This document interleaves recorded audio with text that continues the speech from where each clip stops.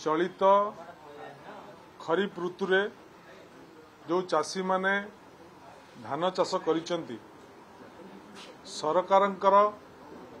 जटिल रेजिस्ट्रेशन प्रक्रिया कारणरू अनेक चाषी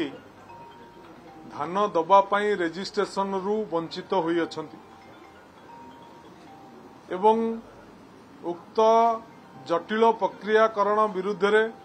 विरोधी दल तरफरु गत विधानसभा रे आगत कला परे मंत्री महोदय स्वीकार कले जे धान दबा रेजिस्ट्रेशन प्रक्रिया को आमे सरलीकरण करिवु एवं जो मियादी थिला जो तारीख भितर धान दबा पई रजिस्ट्रेशन करिया को तको में वृद्धि करिवु किंतु मंत्री महोदय उक्त तारीख को वृद्धि कले नाही कि चाषी मानकर समस्या को विचार कले नाही तेणु से परिप्रेक्षी रे आज शून्य काल रे जो चाषी माने चाष करिसेंती धान दबा पई रजिस्ट्रेशन रु वंचित अछंती तांकु सरकार तुरंत रजिस्ट्रेशन भुक्त करिवार आवश्यकता अछि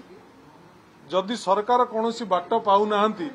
ताले गत वर्ष जो चाषी माने धान चाष करिथिले एवं जो माने धान देइथिले एवं जो मानक ना रजिस्ट्रेशन थिला सेमानकु अलाउ करंतु ये दाबी आमे आज शून्य काल रे बाचस्पति निकट रे दाबी करिचु एवं बाचस्पति को स्वतंत्र उक्त विभाग को रूलिंग दवा पई निवेदन करचु।